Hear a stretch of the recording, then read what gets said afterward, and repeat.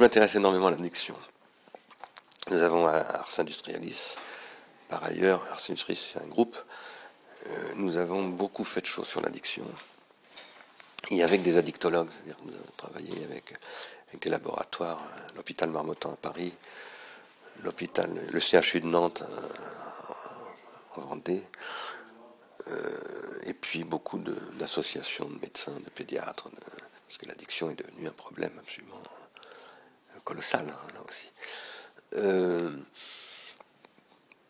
Moi-même, je considère que l'addiction n'est pas forcément mauvaise. Je pense que ce qui est très mauvais, c'est une addiction qui diminue mon individuation.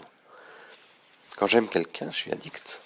Aimer quelqu'un, vraiment, c'est être addict. C'est-à-dire que vous ne pouvez pas vous passer de la personne. Et si vous lisez le texte de Freud, Deuil et mélancolie, qu'est-ce que décrit Freud? Il décrit quelqu'un qui est en manque de quelqu'un d'autre. Parce que quelqu'un d'autre vient de mourir, et ça conduit dans certains cas à la mort du survivant. C'est-à-dire au suicide, ou à la... Il décrit tout ça. Et en tout cas, une mélancolie. Mais c'est magnifique, ça.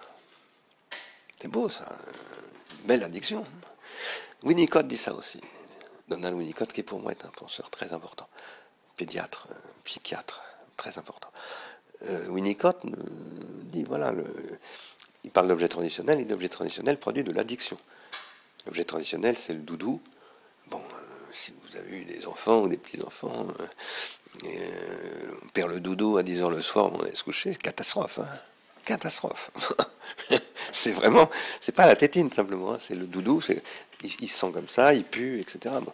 Et si on le perd, ça va être une nuit d'enfer, hein, pour le gamin et ses parents. C'est de l'addiction. Mais c'est une très bonne addiction, dit Winnicott. Alors le problème n'est pas l'addiction en tant que telle. Le problème est la politique de l'addiction. Ce que lui appelle dans le cas, Winnicott, dans le cas, quelle est la politique que la mère a de cette addiction. Et, parce que la mère, une bonne mère, comme il l'appelle, il appelle ça la mère suffisamment bonne, the good enough mother, doit à la fois encourager la dépendance du doudou et à un moment donné désintoxiquer le gamin, c'est-à-dire lui apprendre progressivement à s'en débarrasser de cette addiction, pour se fixer sur une autre addiction d'ailleurs. Ces addictions en général, ce sont des objets d'idéalisation. Picasso aussi était addict à la peinture. Vous auriez dit à Picasso en 1943, rue Guénégaud, vous êtes interdit de vendre de la peinture par les collaborateurs ou les nazis qui occupent la France et tout ça, donc changez de métier, devenez plombier ou peintre en bâtiment, mais il n'aurait pas arrêté de peindre, parce qu'il ne peignait pas du tout pour gagner de l'argent, il peignait parce qu'il était addict à la peinture, c'est-à-dire au visible, c'est-à-dire à la lumière, à la couleur, etc. Tout comme un musicien est addict au son. Et au son, en fait, une vie ne vaut la peine d'être vécue que si elle est pleine d'addiction. Le problème, c'est pas l'addiction en tant que telle, c'est le type d'addiction. C'est comme le pharmacone. Il y a de l'addiction positive et de l'addiction négative. Bien entendu, rien n'est plus beau qu'être amoureux. Et on est capable de faire des trucs incroyables quand on est amoureux. Bon, on se surpasse. Après, on peut cesser d'aimer. À ce moment-là, ça devient dur. Bon, ça s'appelle la descente chez les toxicos. Ce que je pense, moi, c'est que les sociétés sont basées sur des modèles addictifs. Une religion, c'est une forme d'addiction. Il n'y a pas que la religion qui fait les sociétés, bien entendu. Il y a toujours des formes d'addiction. Les sociétés où il n'y a pas d'addiction qui fonctionne ne marchent pas. Donc la question n'est pas l'addiction. La question, c'est la positivité ou la négativité. La positivité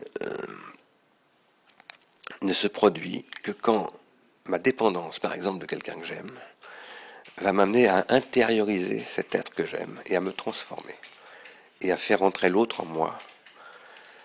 Ce qu'aujourd'hui on commence à connaître assez précisément d'une manière synaptique, puisque ici nous travaillons avec une neurologue qui s'appelle Marianne Wolf, qui est une spécialiste donc de la dyslexie et qui analyse très, très en détail ce qui se passe dans les cerveaux des gamins avec lesquels elle travaille.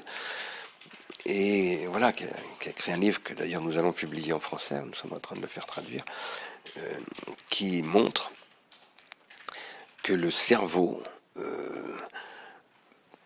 grosso modo, c'est mon interprétation de son travail. Hein, je ne le présenterai certainement pas comme ça exactement, mais mon interprétation de son travail, j'en ai beaucoup discuté avec elle, hein, c'est en ligne d'ailleurs, c'est que soit le pharmacone, disons, revenons à cet objet, à cette qualification d'objet, me court-circuite, c'est-à-dire fait que je suis exclu, je suis de plus en plus celui qui fait ce que me dit le pharmacone, et plus du tout celui qui invente quelque chose avec le pharmacone. Alors c'est une catastrophe. Ça c'est l'addiction au sens de l'héroïne, telle que l'a décrit William Burroughs, qui me détruit, quoi, qui fait de moi un junkie. Ou bien le pharmacone va m'amener à me transformer, à l'adopter, et en me transformer, en l'adoptant, à le transformer et à l'adopter. C'est-à-dire à faire qu'il m'adopte aussi. C'est-à-dire à créer un processus d'individuation entre l'objet et moi. C'est par exemple ce qui se passe pour Arturo Benedetti Michelangeli, grand virtuose et interprète de piano, que j'ai écouté une fois à la radio, j'étais pas là, Salle Pleyel, qui a été annoncé pendant presque un an par France Musique, c'était en 81, peut-être quelque chose comme ça, qui allait jouer des pièces fabuleuses, dont la cathédrale engloutie de Debussy, Salle Pleyel, qui est arrivé, c'était, je sais plus quelle époque de l'année, mais enfin c'était, je crois, en automne. Il s'est assis devant son piano. Il est resté plusieurs temps, une longue minute sans rien dire. Puis il s'est levé, il a refermé le truc, il a dit « Mon piano a froid ». Il est parti. Et alors tout le monde a dit scandale, comportement de diva, caprice honteux, etc. Et je pense qu'il y avait évidemment de ça, mais en même temps, moi ça m'intéressait là-dedans. Je pense qu'un pianiste, un grand pianiste, le piano avec lequel il joue fait partie de son corps et réciproquement. C'est-à-dire qu'il y a un moment où, par exemple, un chauffeur de coureur automobile qui roule à 380 km/h, comme Schumacher, sa bagnole fait corps avec lui, complètement. Sinon, il ne pourrait pas. Et ça veut dire que son cerveau a été totalement transformé. Le cerveau on connaît très très bien l'exemple des violonistes. Hein. Les cerveaux de violonistes sont totalement transformés par l'exercice du violon. Ça, maintenant, on le sait très très positivement. Alors, aujourd'hui, il va falloir que je m'arrête bientôt, malheureusement. Aujourd'hui, la question est que le net, pour revenir à ce sujet, le web et le numérique plus généralement, court-circuitent nos organes cérébraux. Les court-circuits, c'est-à-dire en fait les vides de leur contenu mnésique, de leur capacité de compter, etc., et font que nous sommes devenus totalement dépendants de ça, addicts dans ce sens-là.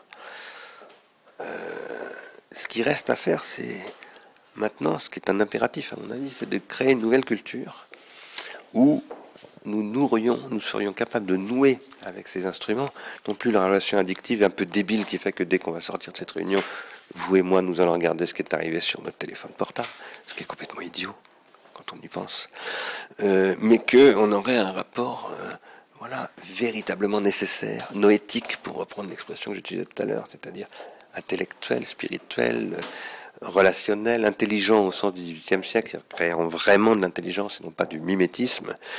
Et ça suppose en fait de réinventer toute la culture, comme par exemple Luther a réinventé complètement l'éducation à partir du moment où l'imprimerie est arrivée avec le protestantisme, comme Socrate et Platon avec l'académie de Platon ont complètement reconfiguré ce qui était à l'origine de l'université, parce que l'académie de Platon, c'est l'origine de ce qu'on appelle les académies, c'est-à-dire les universités, le savoir occidental. Et comme aussi le judaïsme, avec les rabbins, a développé la culture de l'interprétation et du commentaire, etc. On a fait une civilisation. Il faut que nous fassions ça. Google, Apple, Facebook, tout ce qu'on veut, ça peut être admirable. Moi, j'ai beaucoup d'admiration pour Google, même si je pense que c'est une entreprise très dangereuse. Mais vraiment, j'admire cette boutique. C'est pas du tout le cas de Facebook. Mais en tous les cas, c'est dangereux. Et ça n'est pas ça du tout. Ça voudrait se faire passer pour ça, d'ailleurs. Ils se présentent souvent comme une église, mais ça n'est pas du tout ça. Ou alors ils se présentent comme une église. Ils sont une église, mais au très mauvais sens du terme, c'est-à-dire l'église de scientologie ou ce genre de choses. Et donc, je pense qu'il y a là un sujet politique, économique, épistémologique aussi. Nous avons créé ici ce réseau Digital Studies parce que nous pensons que la physique, la biologie, les statistiques, la géographie, absolument tous les savoirs sont absolument totalement reconfigurés par le numérique, qu'il faut donc prendre le problème comme cela. Alors qu'aujourd'hui, on se dit comment on s'adapte à Google, comment on rentre dans l'écosystème de Google pour gagner un petit peu d'argent.